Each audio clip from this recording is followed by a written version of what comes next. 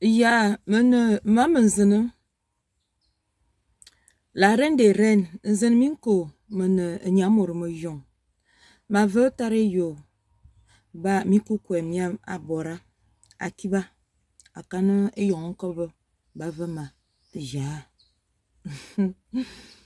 Coucou, famille, mbolani. Euh, bon week-end pour certains d'entre vous. Pas à certains, à tout le monde, bon week-end. Je viens ce matin pour parler de... Les nouvelles ne sont pas très bonnes. Oui, parce que Maman Zene est pas un peu, elle est en deuil. J'ai perdu l'un de mes oncles, dont je vous ai parlé dans l'une de mes vidéos, à qui j'ai rendu un témoignage. Un témoignage parce que s'il n'était pas intervenu à ce moment-là, aujourd'hui, je ne serais pas avec vous. Avec vous, vous ne serez pas en train de m'écouter. Je ne serai pas en train de faire mon travail, ce pourquoi j'étais née. Et je ne vous le dirai jamais assez. Rendre hommage à un être, à un membre de sa famille, à un collègue, à une amie. C'est important de le faire de son vivant, mais aussi après. Et là, je suis arrivée à la phase d'après. D'après le vivant de mon oncle, qu'on appelait Mbarmoyo. Mbarmoyo Landry. Mais qu'on appelait tous dans la famille Papa Mbara. Ah, Papa Mbara. Je n'oublierai jamais cette nuit-là. Dans l'une de mes vidéos, je vous parlais de ma mère et de mon père qui était venu me chercher à l'école. Et par instinct maternel, ma mère avait vu que je ne rentrais pas à la maison et à l'instant même, elle a commencé à me chercher. Et comme avec son ancien époux, ils étaient plus mariés, c'est comme ça que la nuit, aïe! Non, je ne peux pas oublier cette nuit. Il y avait une de ces pluies. Non. Et pourtant, j'avais quel âge? Je pouvais avoir entre 7 et 8 ans par là quand c'est arrivé. Il y avait une de ces pluies. Et mon oncle en question est arrivé avec ma mère. Et, famille, mon oncle me tenait d'un bras et le mari de ma mère de l'autre. On était en train de me tirer. J'étais tiraillée de gauche à droite. Jusqu'à ce que finalement, mon oncle avait réussi à m'arracher des mains du mari de ma mère, de son ex-mari. Si je vous parle de cela, si je vous fais ce rappel-là, c'est pour vous dire qu'aujourd'hui qu'il est décédé, vous savez, lorsque vous avez passé du temps, vraiment du temps, avec une personne, bonne ou mauvaise, avec ses défauts et ses qualités. Ah, parce que mon oncle, c'était un chaos. Mon oncle, c'était un cas. Mais aujourd'hui, je lui rends hommage. Pourquoi? Parce que je vous dis souvent, dans les conseils que je vous porte souvent, je vous dis souvent que dans la vie, rien n'est hasard et rien n'arrive par hasard. Je ne sais pas si c'est parce que j'avais fait ce témoignage-là à mon oncle il y a encore quelques mois de cela. Si c'est pour l'affection que j'ai toujours eue pour ma famille, à 8 mois, au final, on dit toujours qu'on est mieux servi par soi-même. Et moi, je le dis haut et fort. J'ai jamais négligé aucun membre de ma famille. Peu importe sa catégorie sociale, peu importe ses qualités et ses défauts, j'ai été toujours là pour eux. peu importe le moyen, de comment, de par ma présence, de par, comment dire ça? Oui, on va aborder tous les aspects parce qu'on dit toujours financièrement, de par ta présence, de tous les côtés, j'ai été toujours là. Oui, vous allez dire, maman Zena, tu te pousses des fleurs. Oui, je me permets moi-même de me pousser des fleurs parce que c'est cela quand tu es content de toi, quand tu es fier de toi, lorsque tu sais ce que tu apportes aux autres, lorsque tu connais l'importance, ou je vais dire l'impact que tu apportes dans la vie d'une personne, oui, tu ne peux qu'être fier parce que tu sais que tu le fais simplement, naturellement, sans forcer, sans intérêt. Oui, tu ne peux être que fier de toi. Donc moi, maintenant, je suis fière de moi. Je vais vous raconter une petite expérience.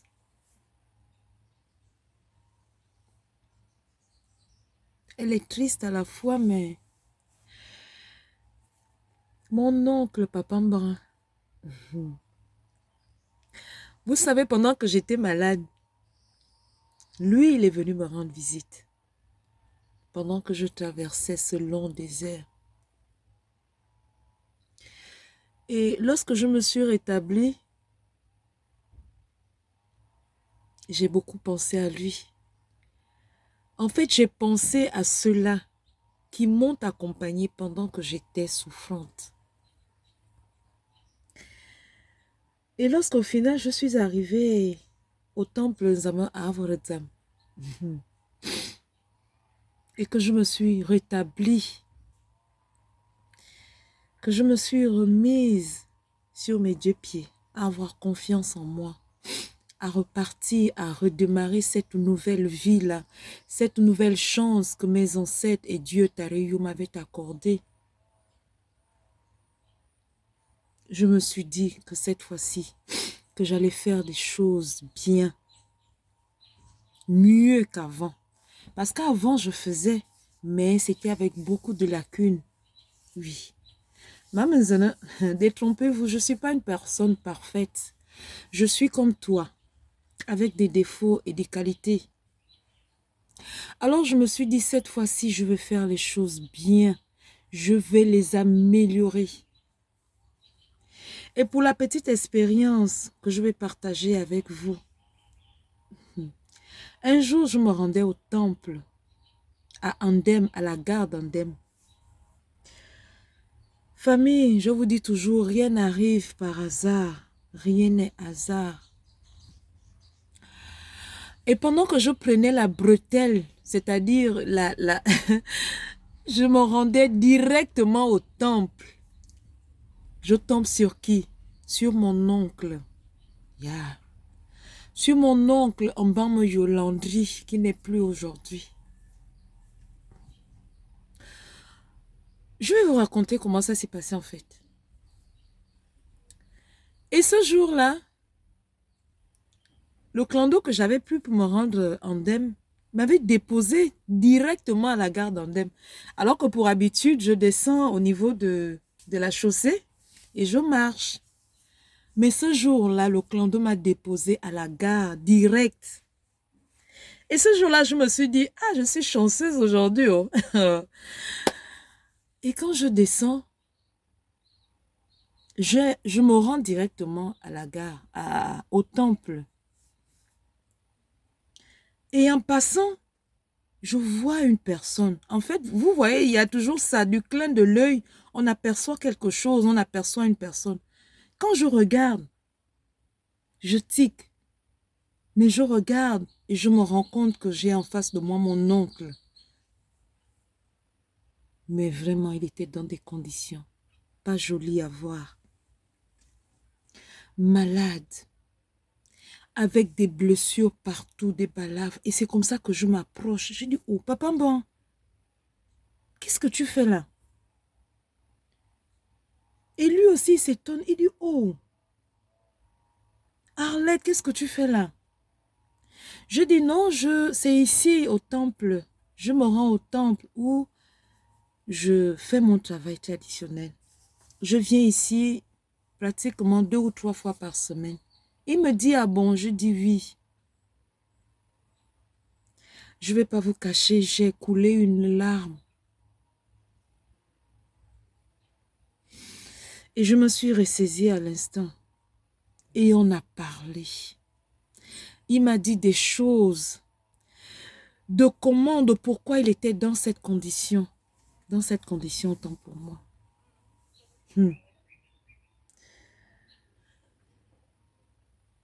Et comme je connais comme je suis, je ne vais pas vous cacher, j'étais triste de voir mon oncle dans cette condition, de voir qu'il s'est battu pour une raison. Au final, oui, à la fin de ses jours, il s'est battu pour une raison. Et il a défendu sa vie pour une raison valable. Valable aux yeux des ancêtres, valable aux yeux de Dieu Tareyo. Valable pour notre famille. Valable pour nous, ses enfants. Il a défendu la terre qu'avait laissée sa mère. Pour cette raison, il s'est battu. Et il est parti avec ses cicatrices sur son corps. Il s'est battu au final pour moi. Et pour le reste de ma famille. Et quand je l'ai vu, j'ai dit, ah, Papa Mbara, tu ne peux pas rester dans ces conditions. J'ai demandé, mais tu vis où? Il me dit, non, il loue une maison quelque part au 80. Il loue une chambre. Et quand j'ai vu ça, je lui ai donné un seul conseil. Famille, un seul conseil. Je lui ai dit, tu ne peux pas rester ici au village. Avec tout ce que tu me racontes là, va chez tes sœurs en ville, à Libreville. Il m'a dit, je vais aller chez qui? Chez ma grande soeur là-bas, j'ai fait tellement de foufou. Le foufou, c'est-à-dire le désordre. Comme on dit, chacun de nous avec ses défauts et ses qualités. Je lui ai dit, débrouille-toi. Mais tu dois aller en ville. Parce que dans ces conditions-là, tu ne peux pas continuer à vivre tout seul ici. Oui, vous allez me dire, je pouvais l'inviter chez moi. Mais, vous savez, hein, à un moment donné, lorsque la parole sort de toi, à un moment donné, ce n'est plus toi qui parles. Et mon oncle m'a écouté. Il m'a vraiment écouté. Parce qu'au final, il s'est rendu chez l'une de ses sœurs. Il a fait un choix. Et il s'est rendu chez l'une de ses grandes sœurs. Et malheureusement, c'est là-bas. C'est de là-bas qu'il a rendu l'âme. C'est de là-bas qu'il a quitté sa famille. C'est-à-dire dans sa famille. Dans sa maison. À Kanabibe Yombe Fan. Nous les femmes, on dit toujours, dans ta maison tu es, tu vis, et dans ta maison tu rends l'âme. C'est ce qu'a fait mon oncle, famille. Donc, Papa Mbara, de ton vivant, je t'ai rendu hommage. Aujourd'hui, tu n'es plus, je te rends aussi hommage. Hommage pour les bons moments que nous avons passés ensemble. Hommage pour le soutien que tu m'as accordé. Parce que tu étais là avec moi lorsque j'ai passé mes moments difficiles. Tu as pris du temps, comme tu l'as toujours fait, même lorsque nous étions dans des meilleurs jours. Papa Mbara, sois tranquille, tu es honte de bonne main. Tu es parti, tu as vécu ton temps.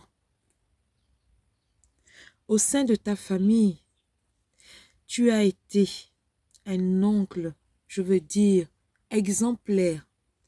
Parce que toi aussi, à ton niveau, tu as su nous conseiller, nous montrer la route, nous accompagner. Nous avons partagé l'ambiance. Oh non. Mon oncle là, c'était un ambianceur. Oh. Pour la petite histoire, je vais vous dire, je vais encore vous raconter une petite expérience. Vous voyez, aujourd'hui, lorsque vous parlez de la régab, ah voilà, à un moment donné, les Gabonais, on faisait une trempe là. On disait, vous disiez souvent que si tu ne bois pas la régab, tu bois le jus. Et mon oncle nous faisait ça dans les années 2005. Avec mes petites sœurs et tout, lorsqu'on allait souvent boire. Il disait toujours, ici là, sur ma table, on ne boit que la régab. Les gens qui ne boivent pas là, et là, ils s'adressaient à moi parce que moi, normalement, je ne bois pas. Je ne bois que les jus. Les gens qui ont l'habitude de boire les jus là, c'est pas sur ma table. Ici, on ne boit que la régab. Donc, si tu sais que tu ne bois pas, il faut te lever. Lève-toi seulement. Bon, maintenant, si toi-même tu sens, si toi-même tu sais que tu as un bulletin de salaire comme moi, en ce moment, tu peux rester et boire ton jus. C'est ça que mon oncle disait. Ah, mon oncle, il y a des anecdotes, hein. C'est encore lui. Ah, papa Mborano, tu étais un cas quand même. C'est encore lui. Lorsque ses grands frères et ses sœurs lui disaient que, toi là, tout le monde dans la famille a déjà construit, mais toi, tu ne veux pas construire. Vous savez ce qu'il disait? Ce qu'il avait répondu à son grand frère et à ses sœurs. Il avait dit, mais vous aussi. Attendez, est-ce que vous vous rendez compte que si tout le monde construit, il n'y aura plus de locataires qui vont encore louer les maisons des autres. Donc, si vous qui êtes ma famille, vous qui êtes mes aînés, vous avez déjà construit. Donc, laissez-moi, moi, je vais rester locataire. Et au final, il a demeuré locataire jusqu'à la fin de sa vie. Donc, pour vous dire que, famille, aujourd'hui, je ris. Oui, je suis en deuil, mais je suis aussi en joie. En joie de par les moments que nous avons partagés. C'est cette joie-là qui émane de moi. C'est ce que je retiens du temps précieux que j'ai partagé avec mon oncle, Mbambe Yolandri. Ah, famille, rien n'est hasard et rien n'arrive par hasard. Vous avez vu où les ancêtres et Dieu ont voulu qu'on se retrouve. Yeah. Au temple, à mon temple, au temple Nzamon Avorzam. C'est à cet instant que nous nous sommes retrouvés, à ce lieu, que nous avons parlé, partagé, qu'il a eu à me transmettre des choses. Et les gens diront toujours, pourquoi c'est toi? Ça, vous allez le comprendre plus tard dans vos vies. Pourquoi c'est à moi que cela est arrivé? Pourquoi j'ai eu cet honneur, cette grâce, ces consignes au final avant son décès? Moi aussi, mon oncle m'a écouté. Il s'est rendu chez sa sœur. Et c'est de là-bas qu'il nous a dit au revoir. Ya abzumete. Men nyamurmoyon. Ma koyo ma seigne. Ma koyo ma seigne. Je ne dors pas, je travaille. Abzumete. Ya.